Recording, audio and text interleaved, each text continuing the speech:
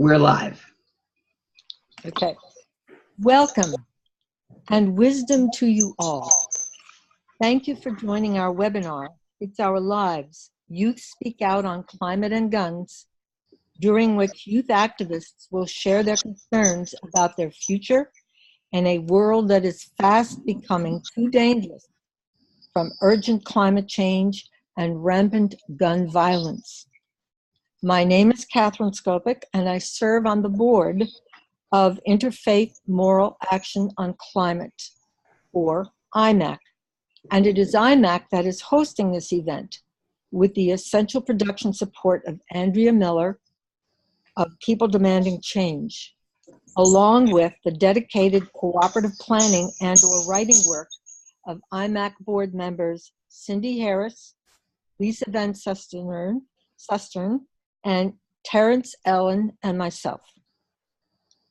As a lifelong artist, decades-long climate activist and educator, and past representative to the United Nations, I am honored to facilitate today's webinar on behalf of the IMAC community, which includes religious and faith-based leaders and groups from all of the major religious and faith traditions, along with people of goodwill.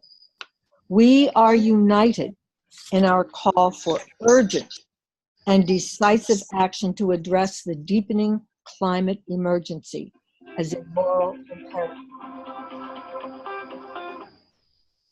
While each of us has a role to play and does our part to address this crisis, the failure of our nation's leaders to enact policies to facilitate the just transition away from a fossil fuel-driven economy to one powered by clean, safe, renewable energy has placed our planet and all life in great peril. Increased intensity and frequency of storms and rain, floods, drought, forest fires, desertification, ocean acidification, deforestation, pollution of water, air, and land, causing dangerous and often fatal health impacts, and the emergence of increasing numbers of climate refugees are just some of the tangible effects of the climate crisis, which are compounded by the enormous psychological harm our increasingly violent and unpredictable climate is having on all, but especially on our youth and other vulnerable members of our society. Our nation's leaders must honor their moral obligation to take decisive action to address this crisis before further irreparable harm is done. And to this end, IMAC supports the Off Fossil Fuels for a Better Future, or OFF Act, OFF, and the related candidate pledge launched by Food and Water Watch. Details about both of these initiatives are available, and you might want to get your papers and pens or pencils ready, because I'm going to read this, but then at the end of the webinar, these websites will be posted, and there will be other websites, organizations, and details that you might want to make note of. Okay, so this particular pledge, this particular bill, the OFF bill, is http www.foodandwaterwatch-content/off-fossil-fuels-better-future Act. And the candidate pledge, and what this means is that if you have a candidate and you'd like to know if you should support or vote for this candidate, ask them to take the candidate pledge. And if the candidate, he or she, signs it, that means that they will, in fact, support the OFF Act. So you know that this would be an individual who would work with us in getting off fossil fuels and enabling a just transition to renewable, clean, safe energy. That website, www.off-act/candidate-pledge/. So I know it's hard to sort of write this down as someone's reading, but these will be repeated at the end of the webinar. So although many of our leaders haven't, youth have taken action. Youth are setting examples for our leaders. Youth have formed groups to address this climate crisis. One of these, our Children's Trust, or OCT, supported by IMAC, is suing the federal government for not providing a livable climate. One of the plaintiffs in this case, a member of OCT, Jacob LaBelle, said, "It's an amazing, heartwarming feeling to have the support of all these accomplished organizations and individuals, and to know that they have our backs in this fight. Right now, my home in Oregon is choking in smoke while the Southwest drowns in floodwater. It makes me hopeful that communities of faith and global advocacy groups are standing united to defend youth's right to a safe climate. And I look forward to moving rapidly to trial." We'll hear more later in the webinar about this from another OCT plaintiff. We'll also hear about two exciting events taking place in July, next month. The 19th, that's going to be a lobby day, and the 1st of July, Saturday, July 21, will be the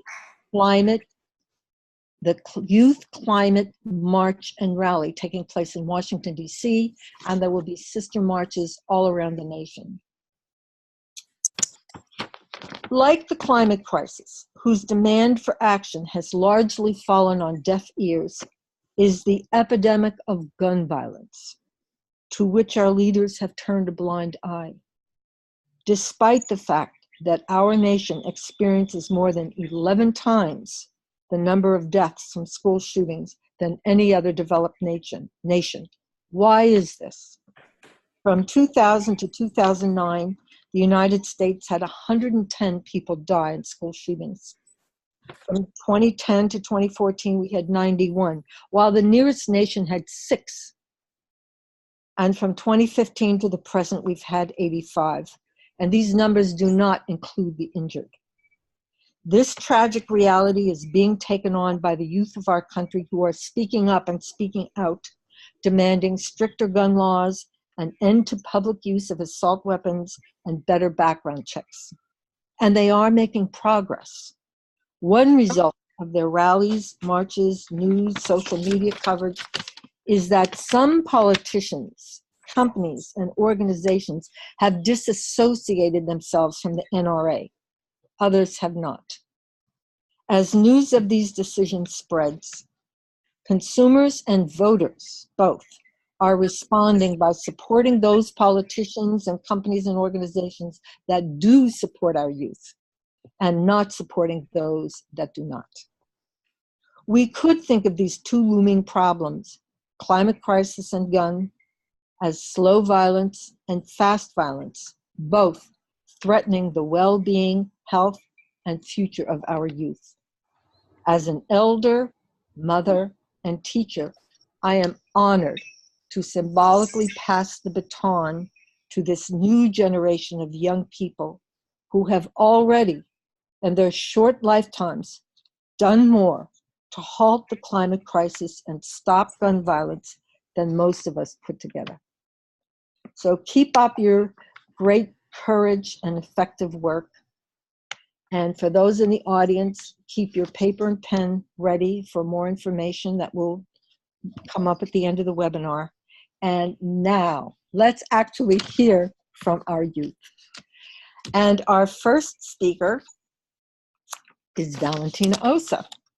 Valentina is a water protector and activist who has been speaking out against fracking since she was 3 years old.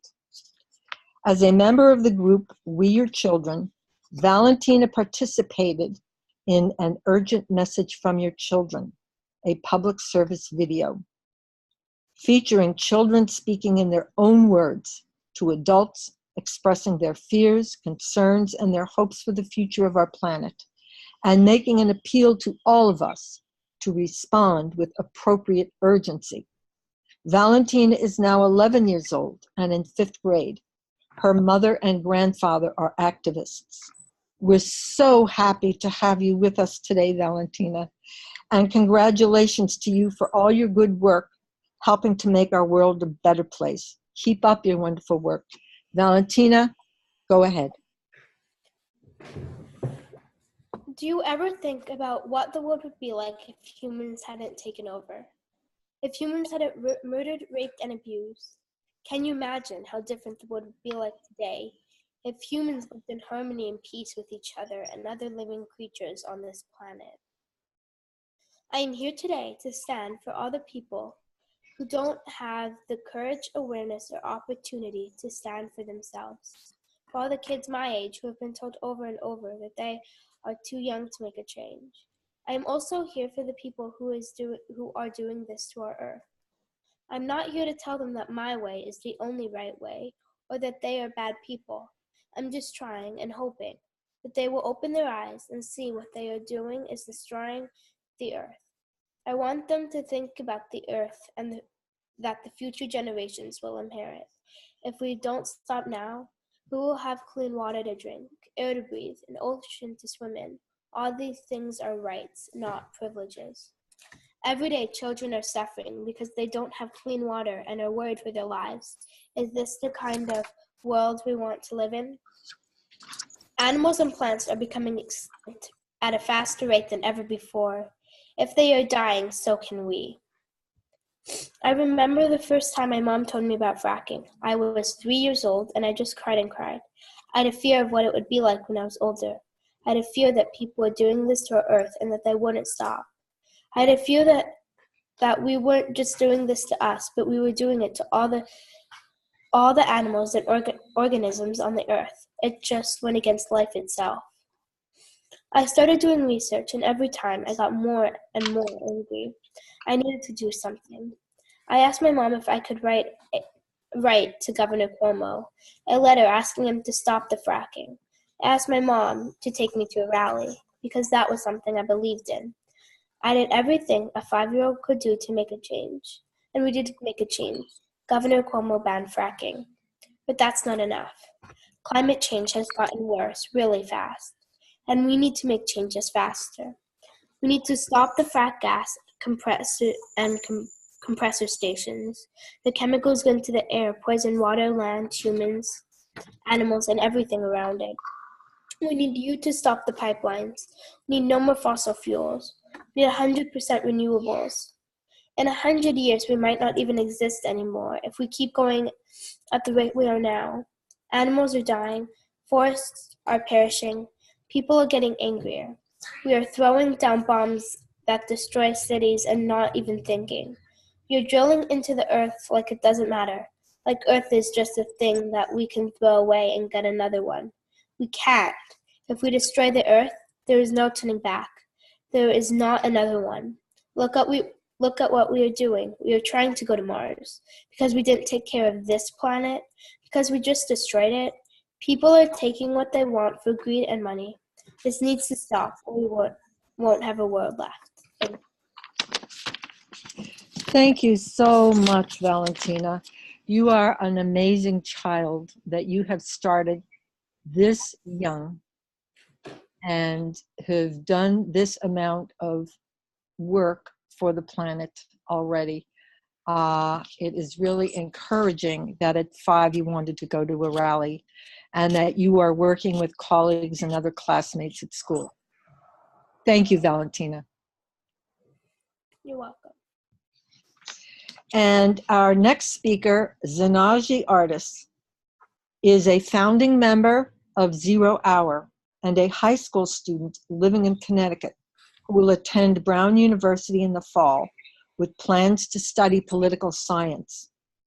From making his family recycle to founding his school's first sustainability committee, and that's quite a thing to accomplish, Zanaji has cared about fighting pollution and climate change for years and was one of the speakers at our Celebrate Earth NYC 2018 in Castle Clinton Park, Battery Park, New York City, this past Earth Day, April 22nd.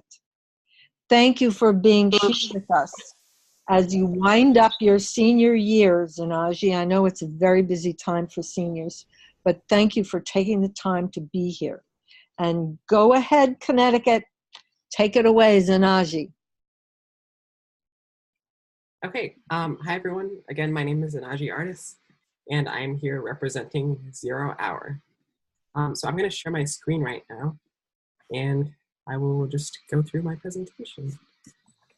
Okay. So first I want to show everyone our website.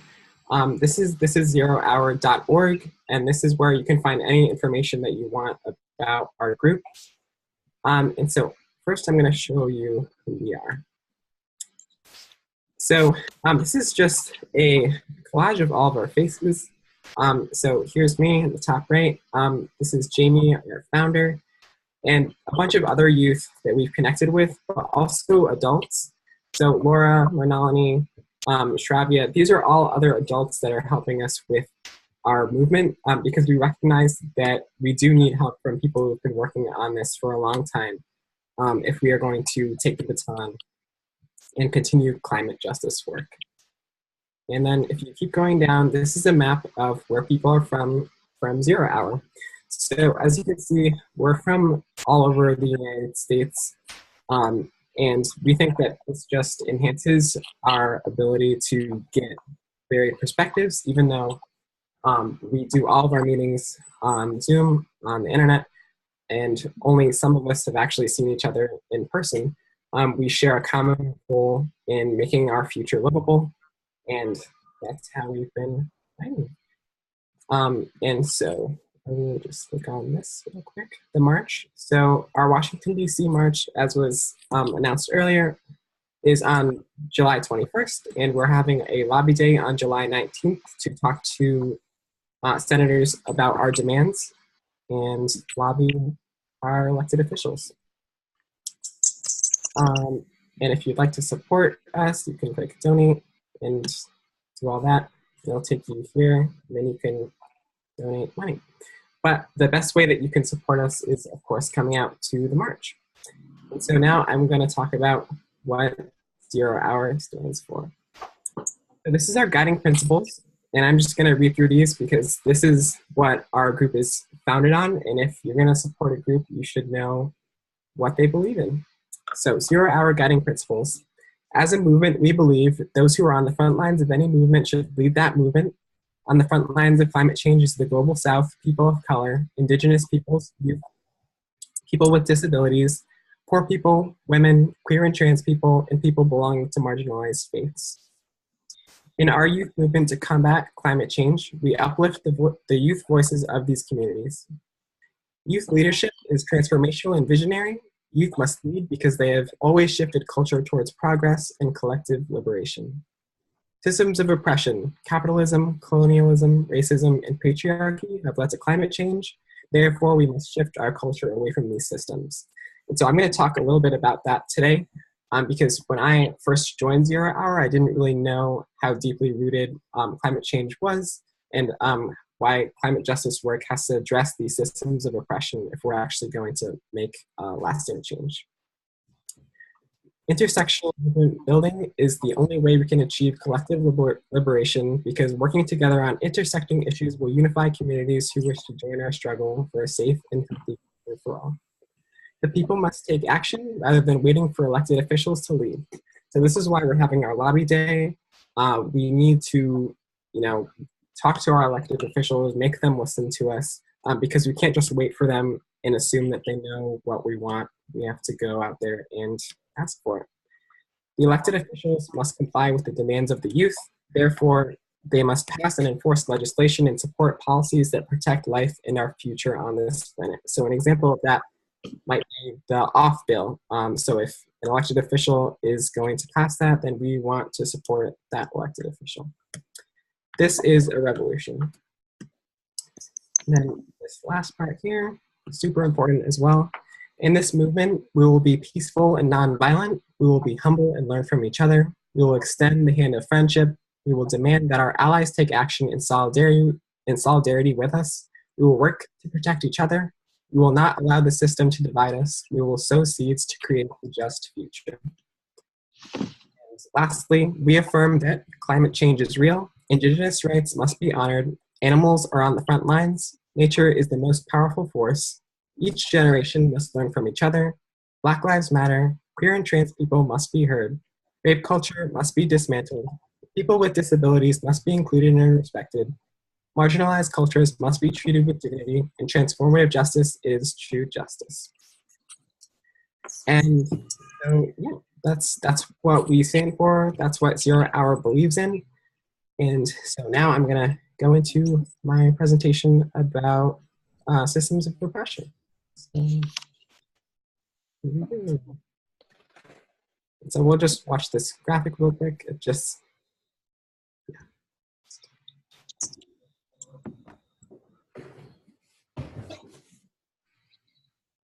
July 21st. See if we'll do it. Okay, so systems of repression and climate justice. Systems of repression are institutionalized powers that have been historically formed and perpetuated. As a result of their institutionalization, they are often left unrecognized and continue to be perpetuated even by climate activists. So for me, this was true because I didn't really know about these systems of repression before joining Zero Hour when I helped found it last summer. Systems of repression relating to climate justice include colonialism and empire, racism, capitalism, and patriarchy.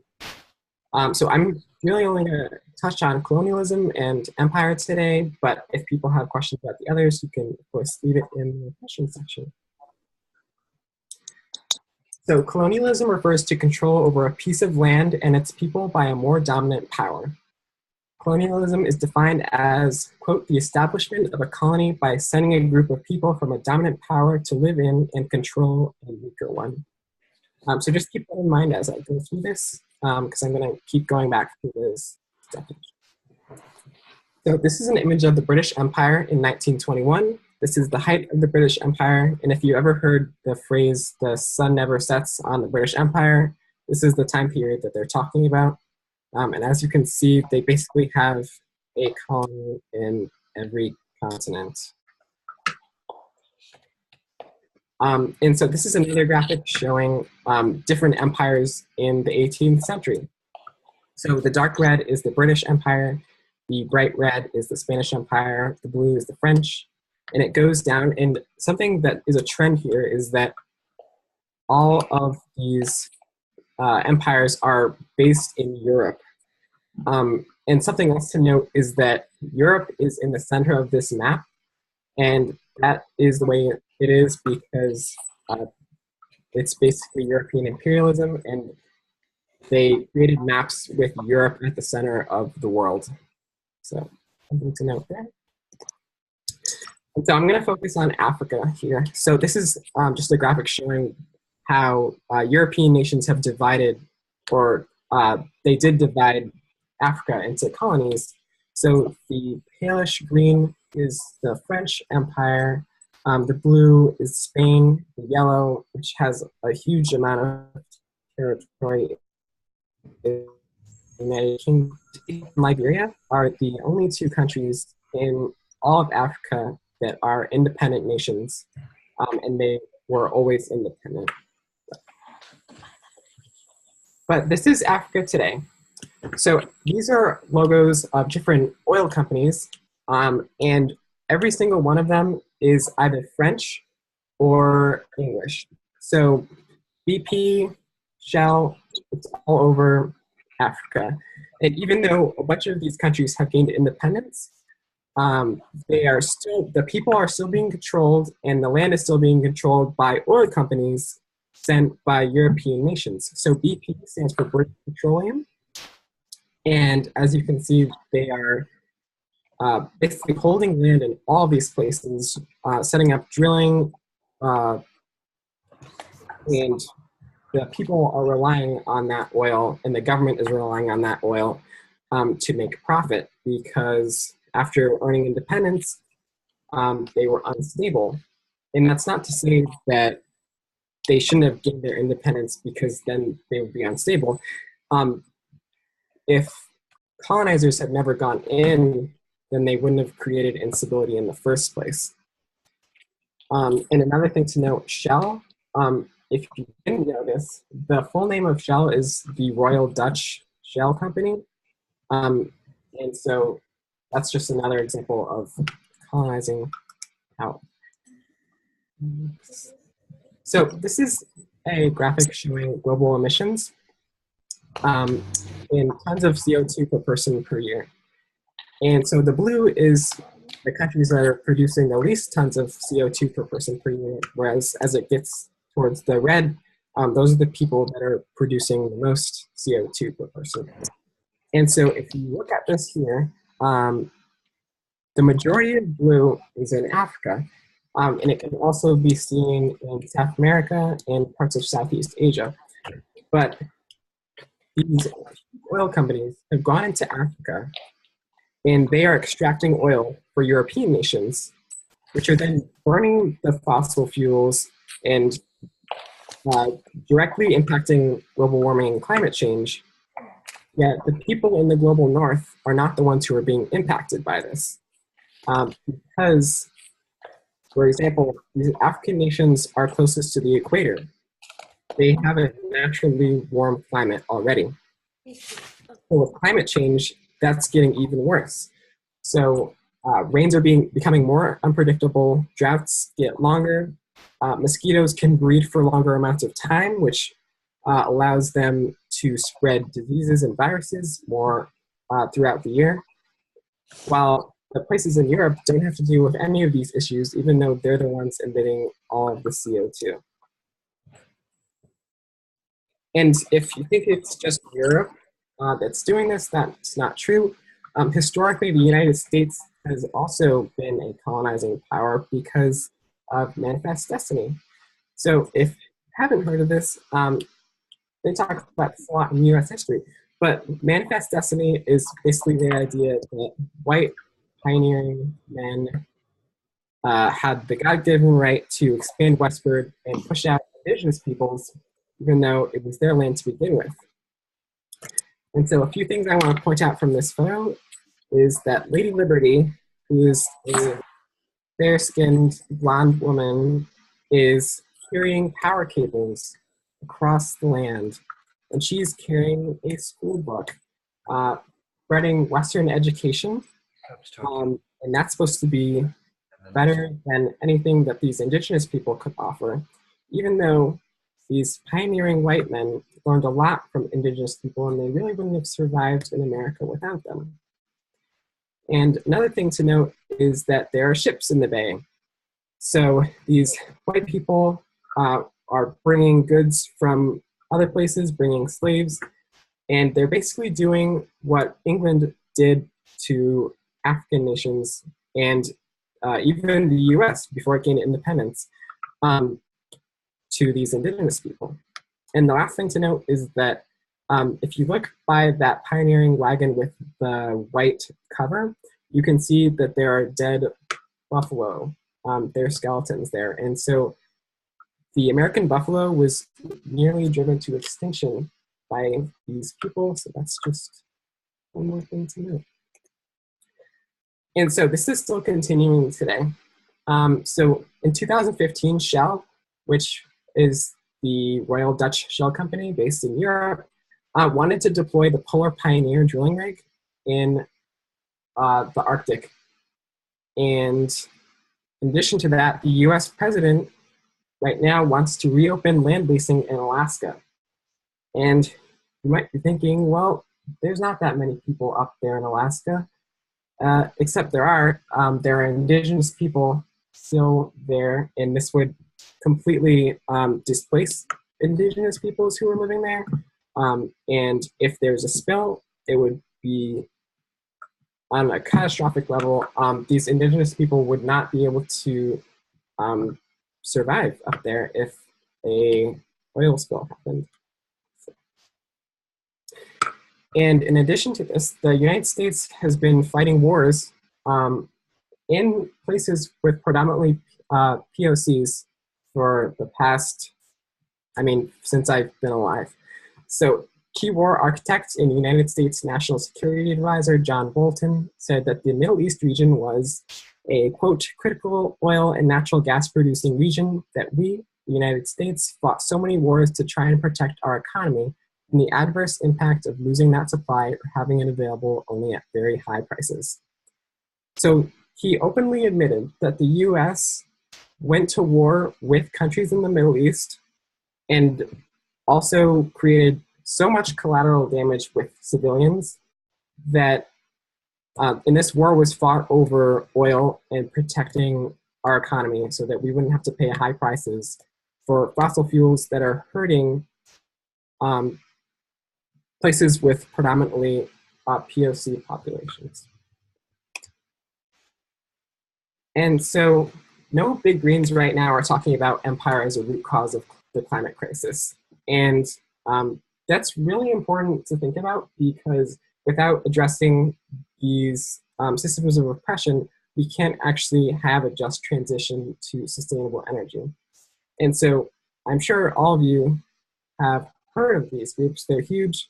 So like the Climate Reality Project, founded by Al Gore, the Leonardo DiCaprio Foundation, the Sierra Club, which created our national parks, Greenpeace, and the World Wildlife Fund.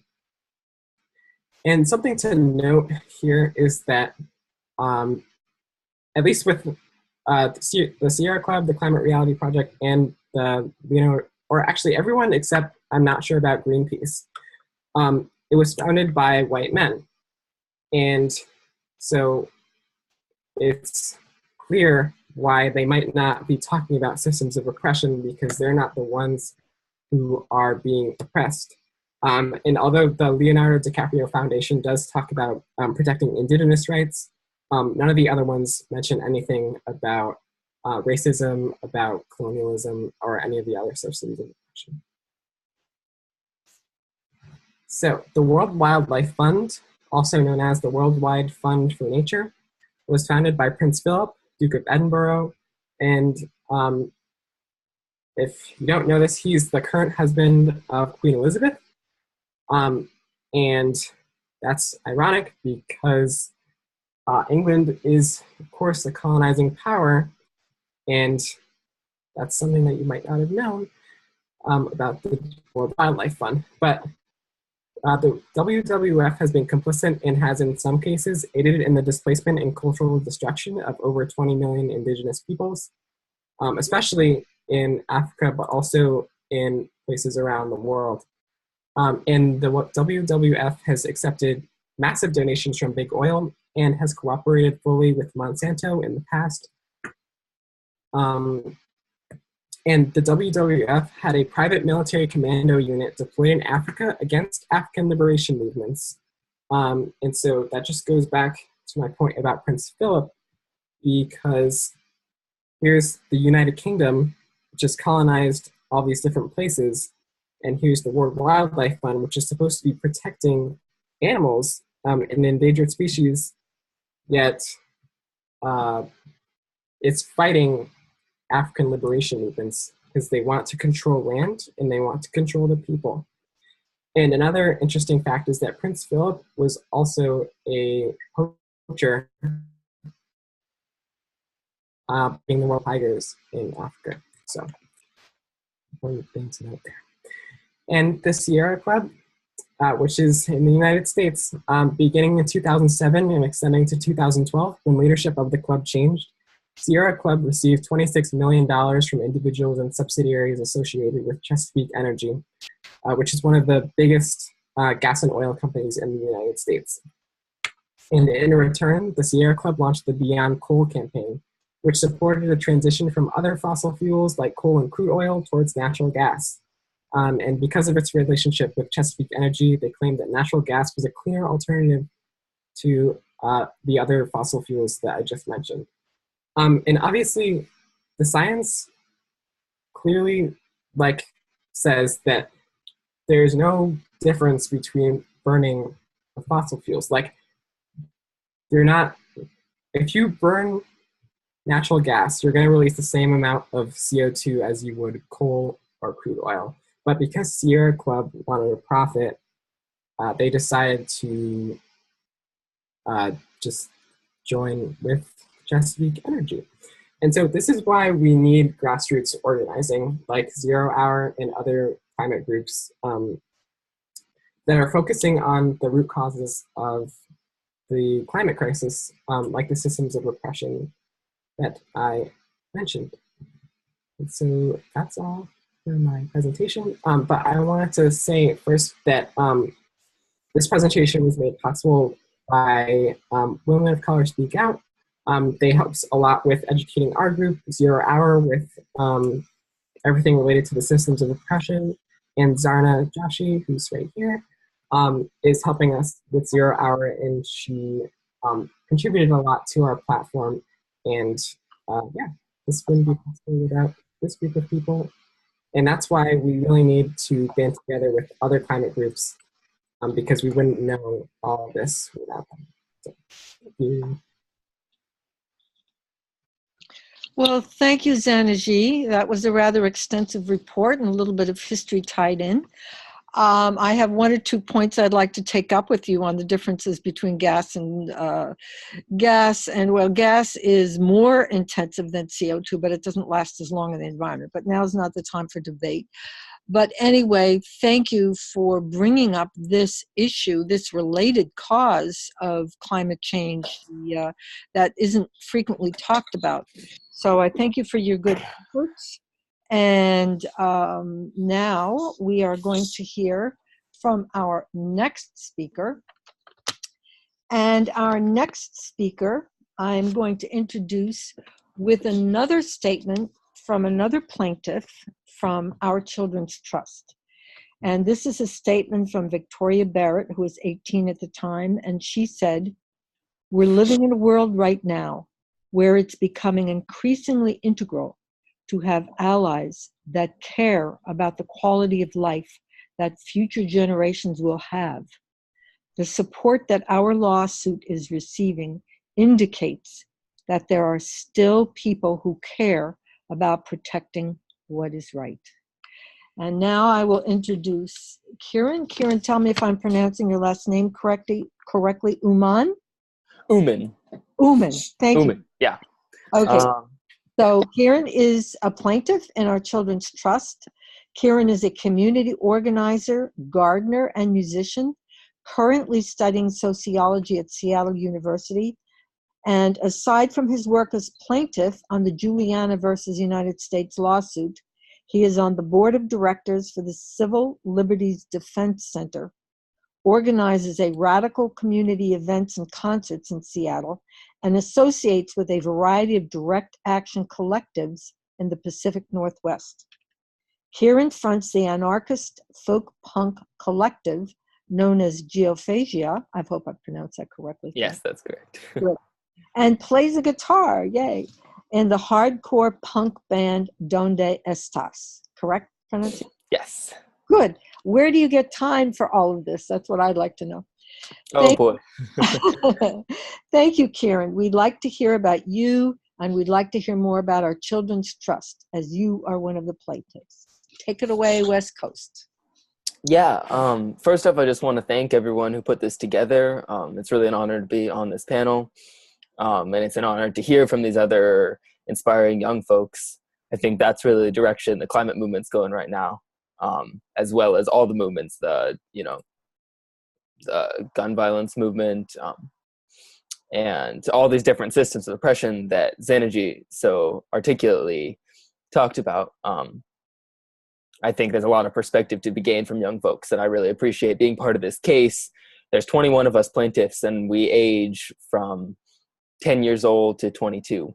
And it's always an honor for me to hear the plaintiffs. I'm 21, so it's always an honor to hear, from my peers as well as from the youngest plaintiffs, because they always, have different perspectives on things. To talk about our case, so Our Children's Trust has been around for about 7-8 years, working to connect climate science and the devastation caused by climate change to our fundamental rights. Julia Olson founded OCT on the idea that we need to establish our fundamental rights, that they're being incriminated against because of climate change, and that there should be a direct correlation between the law and the Constitution, and, you know, our rights to live and breathe on this planet.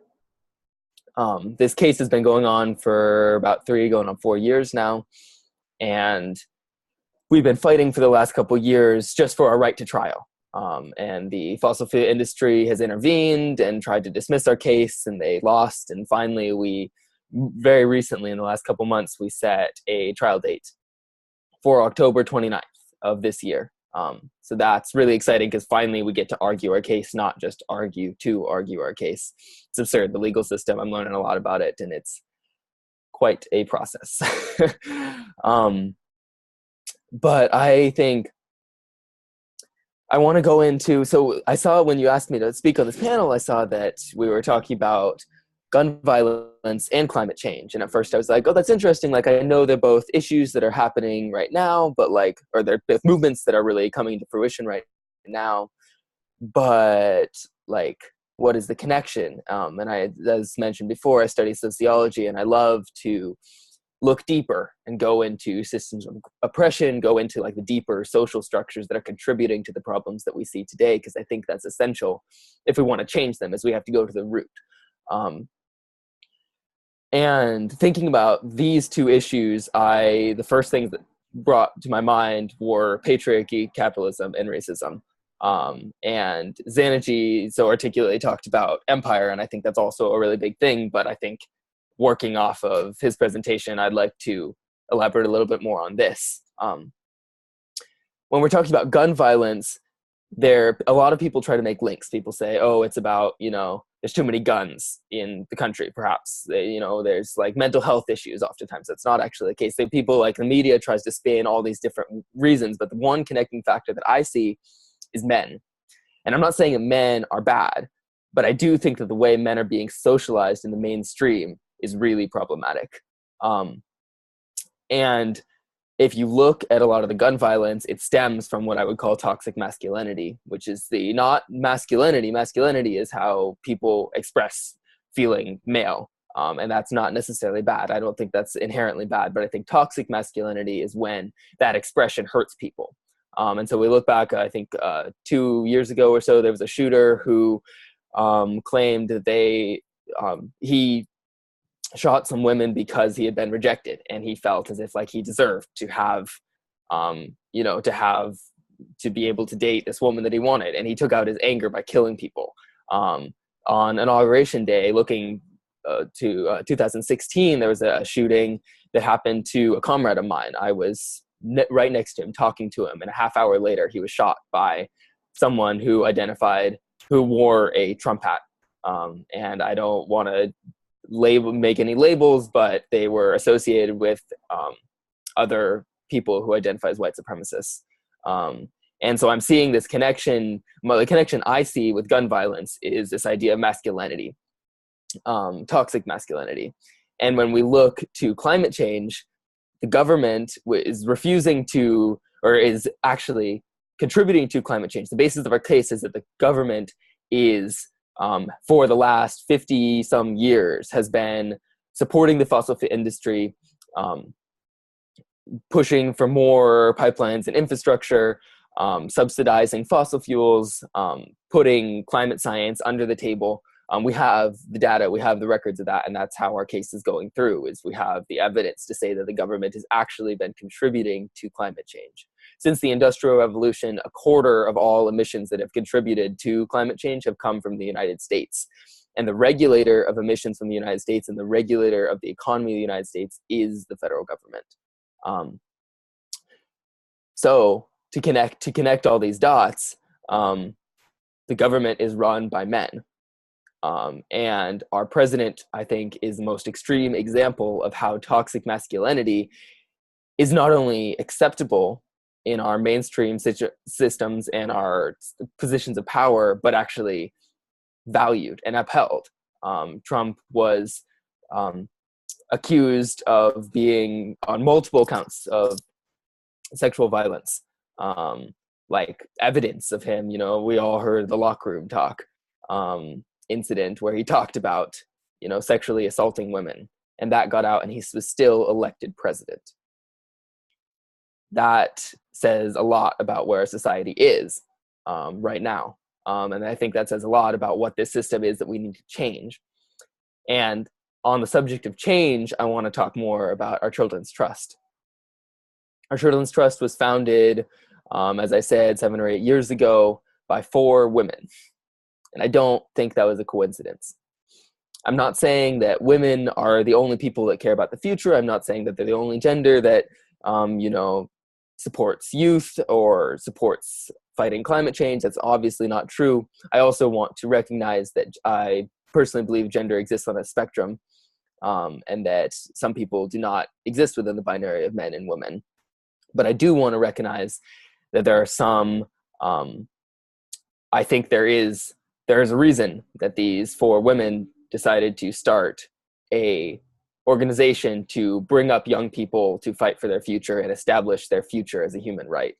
I think those are traits that many women have, and many men too, to support the youth, to support each other, to build community, and to look not to dominate, but to lift up and to raise and to care and to nurture. And I think those are traits that we all need to be encouraged to do. But right now I'm seeing really strong, powerful women who have been big inspirations in my life. I'm seeing them push those traits forward. I'm seeing them be inspired to do that work.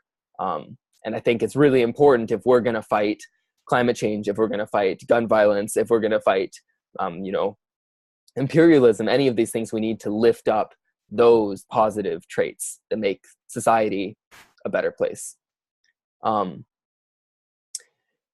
Also, capitalism is something that we can't ignore because of the influence of money in the government.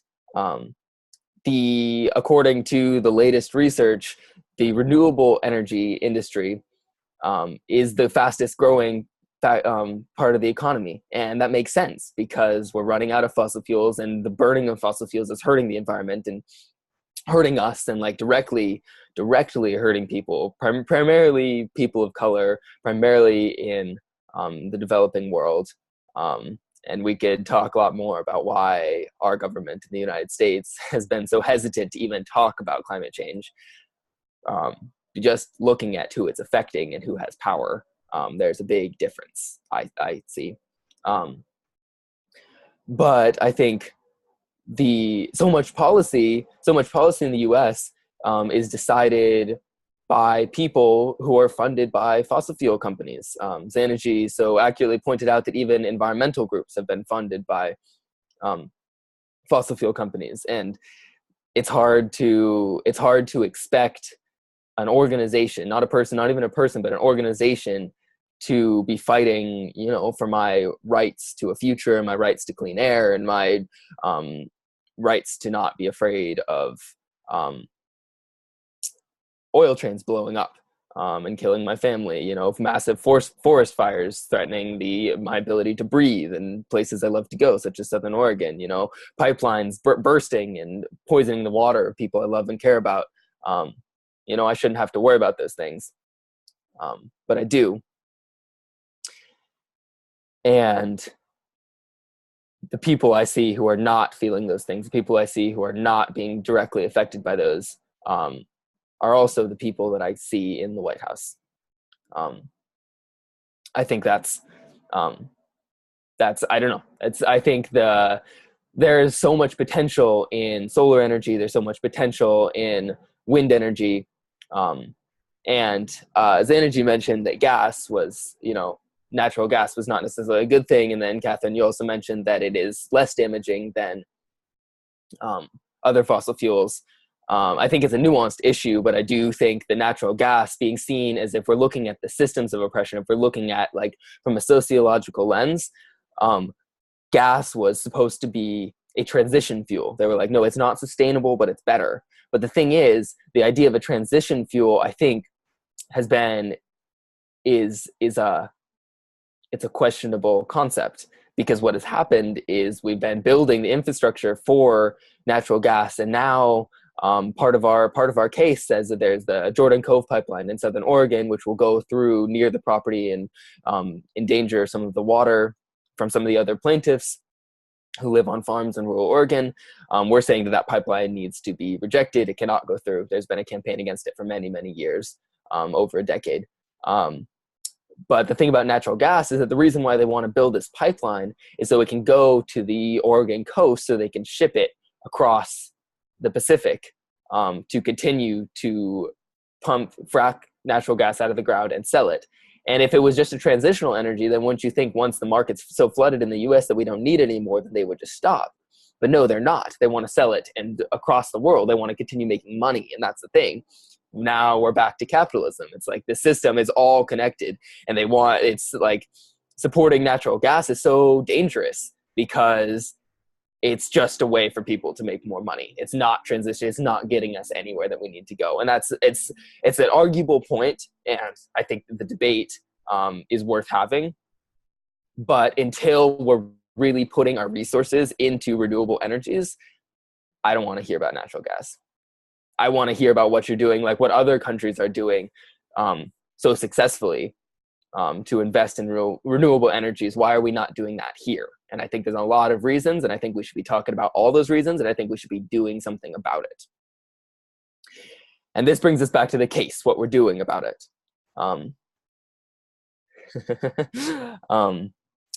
So we're claiming that the government has been hurting us and is continuing to hurt us, and they are,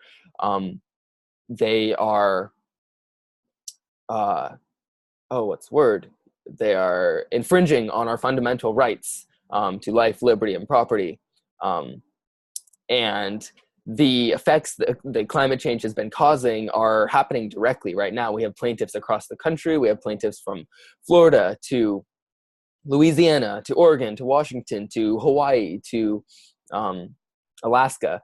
And different effects are affecting so many different people in so many different ways, from forest fires to massive flooding to like the threat of sea level rise that is very, very real to some people who are living right on the coast.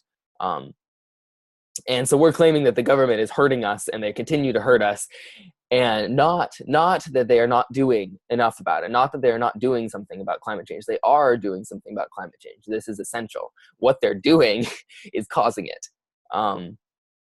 And so in order for them to uphold the Constitution, in order for them to uphold our rights to a stable climate and to a livable future, they need to enact a science-based, peer-reviewed science-based climate recovery plan. What does that mean? That means that we need to come up with a plan that says how we're going to get to, by 2100, 350 parts per million of carbon dioxide in the atmosphere. That's the number that the top climatologists have said. That will get us to a stable climate. That will mitigate the effects of catastrophic climate change. If we can't do that by 2100, we will see massive, devastating changes. And so this plan needs to be based in the science. It needs to be based on, like, we can measure, because the US is such a big contributor, we can measure those the emissions that we're putting out, and we can measure the amount that we can take in. We can measure, carbon sequestration, which is essential. We need more forests, because forests take in carbon. Carbon should exist in the atmosphere. It just shouldn't be excessive. And so we're asking for this plan. A lot of people have been talking about the Paris Agreement, the Paris Accord that happened, I guess, 2 years ago. And the Paris Accord decided that governments, all the ones who signed onto it, agreed that they would try and keep below 2 degrees Celsius of warming. And that is a goal, but it's a problem. And it's a problem for a number of reasons. For one, that won't stop climate change. According to the top science we have, we need to stay under 1.5 degrees Celsius, not 2. 2 will cause more damage and devastation than we can imagine.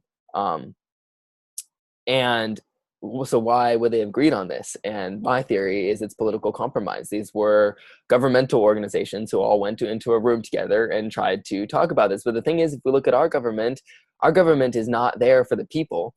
It's there for, it's hard to say that it's for anything exactly, but it's so influenced by the fossil fuel industry. It's so influenced by money that I personally cannot trust that they're going to go in there and just be arguing for like, yes, we need to make sure that like for generations and generations into the future, our young folks will still be able to survive and enjoy all the beauty of this planet. I don't think that's what they're saying. And when they came to this agreement, and I think the Paris Accord does have some benefits, I'm not against it, but I think we need to be critical of anything when we're talking about something that is scientific, where we're talking about climate change, it's based in science. We need to be very critical of any decisions made about something based in science that are made by political compromise. And coming up with this number, 2 degrees, that's not based in anything but the idea that we need to do something about climate change. Is not based in the science, is not based on what the climatologists are actually saying we need to do. That's not going to save us. And so I think we need to be critical, and we need to recognize that like we need action now. And so that's what we're fighting for. And so that leads us to the question of what to do about that. And I think there's a lot of things to do. As I started this talking about the patriarchy, I think there's ways we need to raise young people. Young people are the future. We need to encourage young men to respect women and to raise them up, and not just because they're women, but because women have incredible ideas sometimes, and women make incredible changes. If we look at any social movement, we can see powerful women who have risen up and given their perspectives that have greatly contributed. And so I think we need to teach young men that that's important. We need to teach young women that their views are important as well. We need to raise them up and, encourage them to be outspoken, encourage them to like be themselves, encourage them to, believe in themselves. I think that's really important. It sounds cliche, but like, I don't always see that happening. And we also need action. As Catherine read in my bio, I do a lot of direct action work as well. I'm part of a group called the Civil Liberties Defense Center, which is another nonprofit law firm based in Eugene, Oregon, and they support organizers. They support community organizers who do direct action. They're supporting the valve turners who shut off the valves, or many of the valve turners who shut off the valves across the Canadian border to block the oil that was coming in through pipelines there, and lost the companies millions of dollars that have been in this like long string of court cases to explain why it's important, why we need to be transitioning. They defended many of the Standing Rock organizers who were arrested and faced many charges. And Standing Rock, in any way, like doing that work is really important to me, because I think we need to go through the courtrooms, and we need direct action. And when the two come together, it's really inspiring. And I think that's the movement, is when we connect all these different parts. So for everyone out there, for young folks, for old folks, I want to encourage you to, do what you're passionate about. If you don't want to go out on the streets, if you, being around a lot of people, if you're an introvert, if you don't feel comfortable in spaces, that's fine. But there's always things you can do. You can talk to each other. You can encourage each other to speak up. You can look to, the voices that you don't necessarily expect, and listen to them and hear what they have to say and hear what their perspectives are. And you can do direct action. You can shut things down. I think that's also essential. There's always opportunities. There's always places to connect. So, I don't know. I could talk forever, but I think I've given you enough. Again, thank you so much for having me here.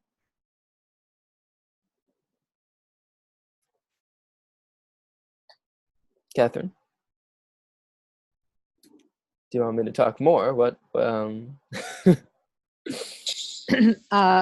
One question I'd like to ask you, if the other participants don't mind, what, if anything, can the public do to support this case? That's a very good question. Sorry, I missed that point.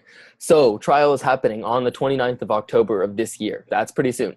That's this fall. And we're planning mass actions in every state in the country as demonstrations to support this trial. They will be, family friendly, just get everyone out in the streets, sing songs, have signs, bring attention to this movement, not just to bring us up as plaintiffs, but to bring up the whole concept of raising youth to speak out. We hope to be an inspiration. We hope to inspire people, other young folks to speak out and other young folks to act. And so a direct way to do that is to get connected in your city or in your state and figure out where those actions are coming. You can visit ourchildrenstrust.org for information about OCT. Thank you. And then youthvgov.org. That's youthvgov.org. That's the website focused just on our federal climate change lawsuit. There's more information there. Okay. Yeah. And they're both of those. Yes, you got it right. And we have social media accounts on Instagram and Twitter and Facebook, and you can follow those to stay in touch. Obviously, donations are always accepted, and you can find those on the websites. And just start talking about it. Tell your friends about the case. We've been covered by many, many different news sources. There's all sorts of videos online. You can find all of the news about us on our websites. Start talking about what is the power of raising up young folks' voices? What is the value that we can do this, and what is the government not doing to uphold our rights and to look after us as people of North America? Okay. Two little things I'd like to mention. One, I was in Paris at the climate talks, and when it was announced that they did move to 1.5, shouts went up all over that place. So we'll have to talk about that, because it initially was 2 degrees Celsius, and then it was changed to 1.5. But something very exciting I learned recently, and I'll just take a moment to share this. You may know that recently Mayor de Blasio announced divestment, and he also announced that we're suing the 5 biggest oil companies, we meaning New York City. Mm-hmm. Now, this coming Wednesday is the hearing for this particular case. And we had kind of a phone conference about this, and there was a representative from the Union of Concerned Scientists who shared with us in preparation for the hearing that the data collection and analysis by the scientists has gotten so good that they can take a molecule of carbon dioxide and say what company produced that. It's like a finger. That's remarkable. It is totally remarkable. So I asked, what effect will this have on the possibility of winning these cases against these giant fossil fuel companies? And she simply said it's going to be harder and harder for them to wiggle out of this, that they're just going to at some point have to own up to what they've done and what they are doing, since they knew for so long that this was happening. So I just wanted to let you know that this is coming up in New York City. The judge that we're getting for the case is not particularly well known for supporting this kind of thing, but there's always hope. And so I want to thank you, and we have only about 22 minutes left. I was going to ask a question of each of you, and if you could keep it to 2 or 3 minutes, it would be good. And I would like to ask Valentina, our first speaker, if you could tell us, how did it come to be that at 3 you were speaking out against fracking? How did this come about, and who inspired you, and what gives you hope? Well, it was mostly my mom. She, like I said, my mom and my grandpa are also activists. So they have been inspired me and moving me on. My mom also tells me about what's happening. She doesn't keep me closed off.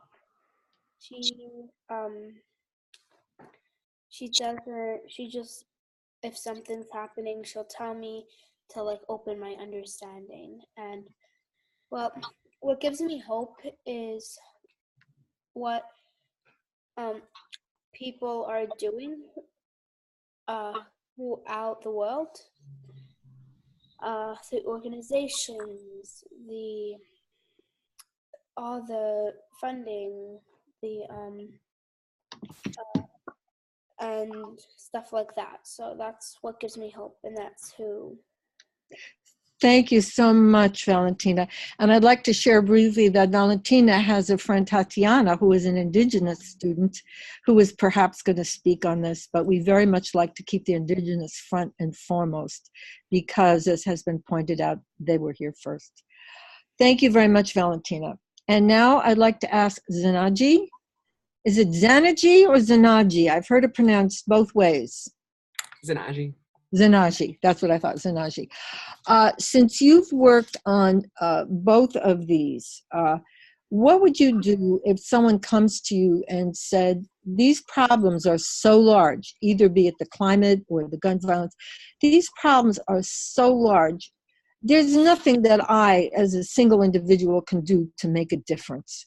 What would you say to such a person? I would say that that's really what grassroots organizing is all about.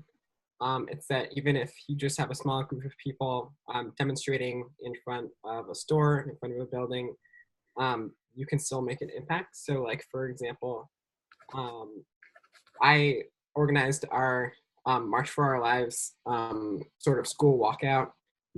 And even though like there were no press there, it wasn't like a huge event, but like people still participated and we stood in solidarity with each other and the people running the March for Our Lives, and that made an impact on someone. And so if you can make an impact on someone, educate someone about something, even if like you can't make a national mobilization, it's still worth it.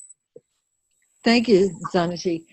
And Karen, I know this is a type of question that may take more reflection, but from all of this work that you have done, all of these years with our Children's Trust and all of the other work you do, what is something significant that you have learned that you would like to share with us?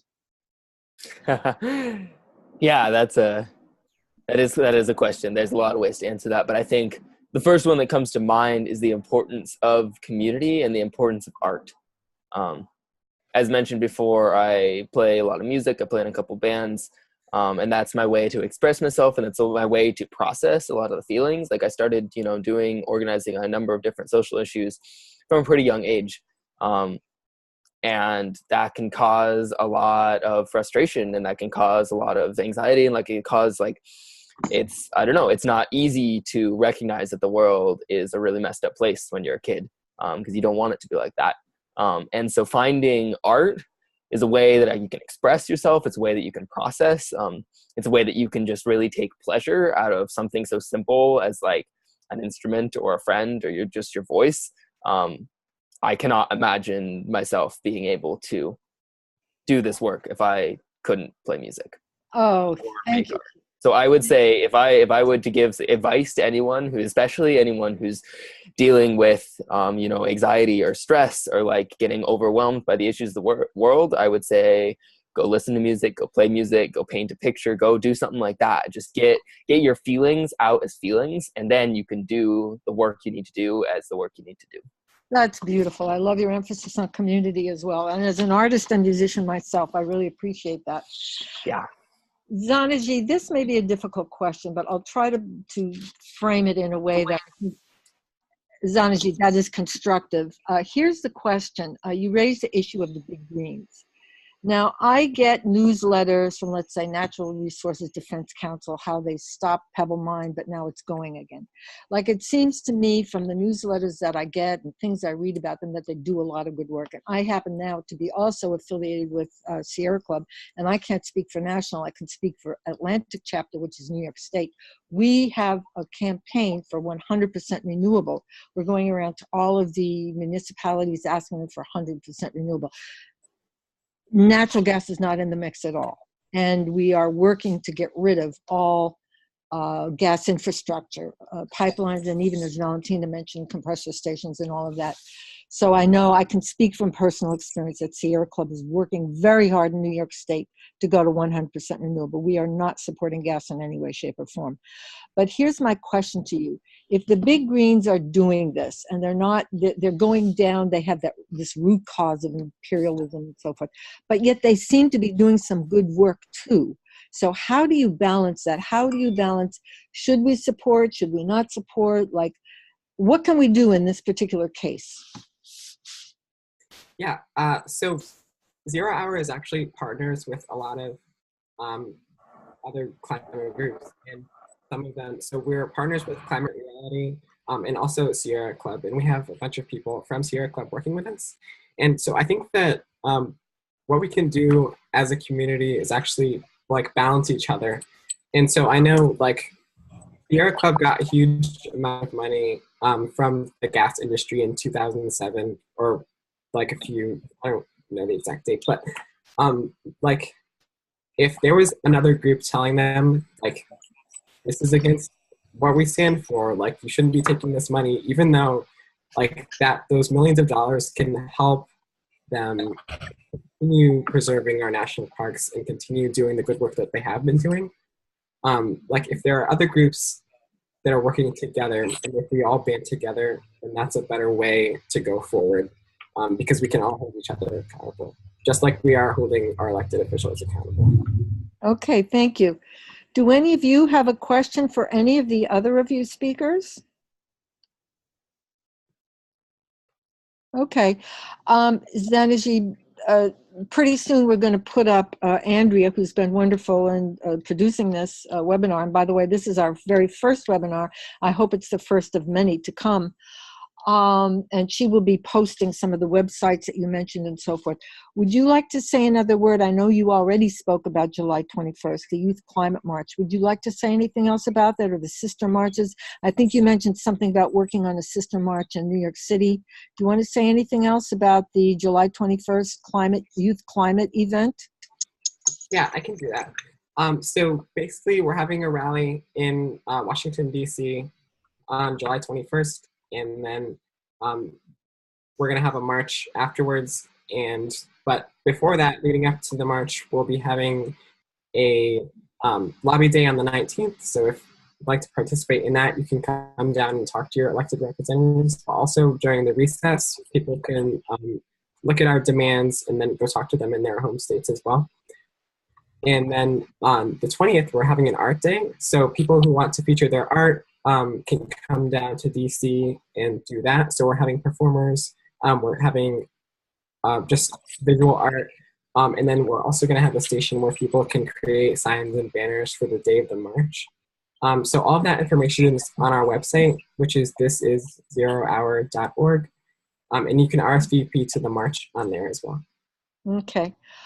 I just have to tell you that as an elder, mother, and teacher for many years, I am so moved by everything that you are doing.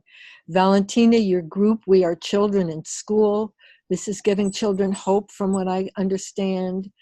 And Zanaji, from all of your work, and our Children's Trust has got to be the most powerful thing right now in terms of actually legislation. And I understand that Trump tried to intervene in one point and stop the court case, I believe in the Ninth Circuit. I've been following it a little bit, but you people move me to tears.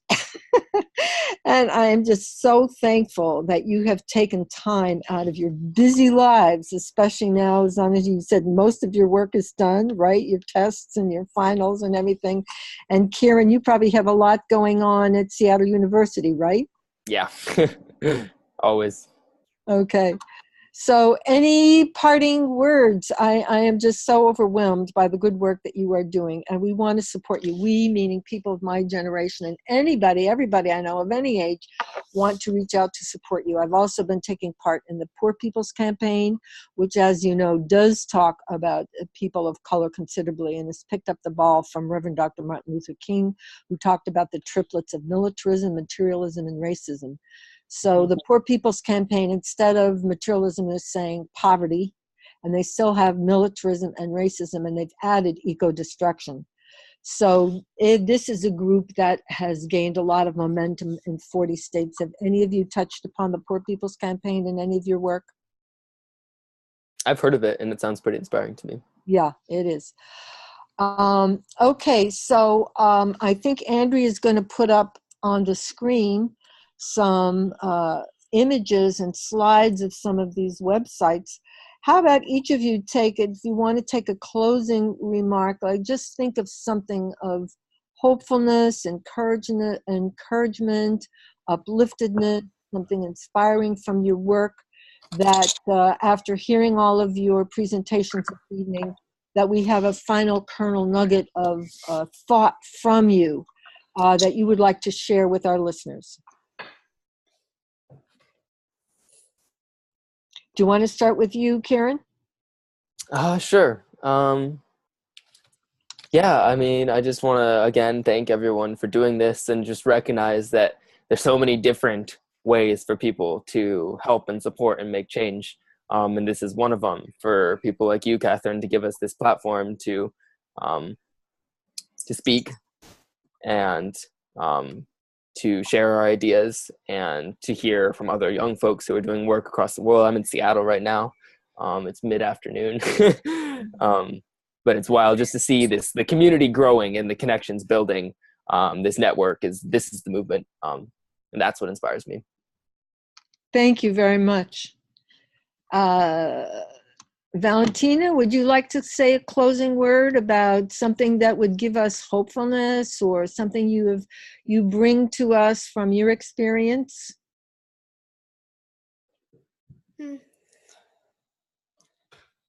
Well,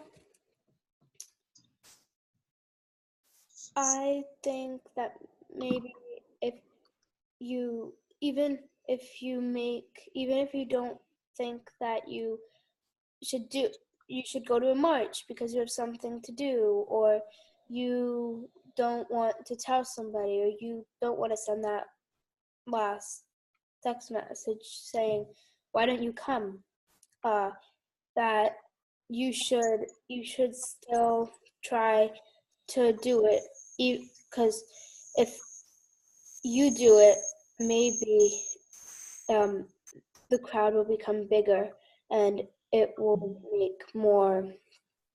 have a bigger impact on everybody else around, everybody else that's there, or yeah. Thank you, Valentina. So no matter how big or small an impact we feel we have, if we join with others, join the march, join the rally, makes the number swell and larger, and it has a bigger impact overall. Thank you, Valentina. And Zanaji, do you want to leave us with any closing thoughts about our efforts or anything we can or should be doing, or whatever you would like to say? Sure. I think that based on what we heard today from all of the speakers, we're working against incredible odds. We're working against our government, working against huge oil companies, and even some major environmental groups who have been doing some corrupt things.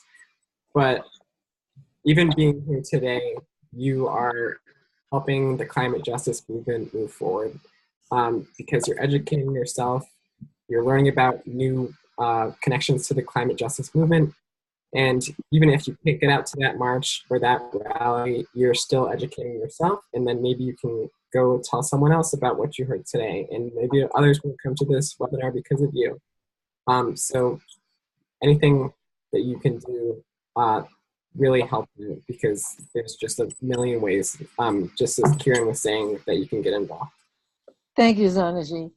And in closing, I would like to thank our speakers, Valentina, Zanaji, Kieran, and their organizations. I would like to thank our sponsor, IMAC, Interfaith Moral Action on Climate, and our producer, Andrea Miller of People Demanding Action.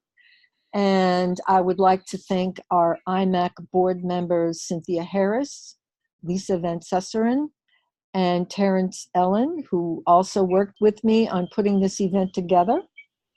And I would like to thank Food and Water Watch for their off bill. This is a very significant bill, so I hope everybody gets behind this. So thank you very much, everyone, for making an interesting evening discussing climate change. And Andrea is putting these up. You can read the bill, Governor Track US/Congress/bills. So you can read the bill there. And we have your websites, We Your Children, and 0 Hour, and our Children's Trust. So everybody, we hope to see you and your friends July 21st in Washington, D.C. And October, we want to see you October 29th to get out there and give a lot of support for our Children's Trust and all of the excellent legal work they've been doing. And all of you, we give you our thoughts, our prayers, and our good work, all that we can do to support you. Thank you very much.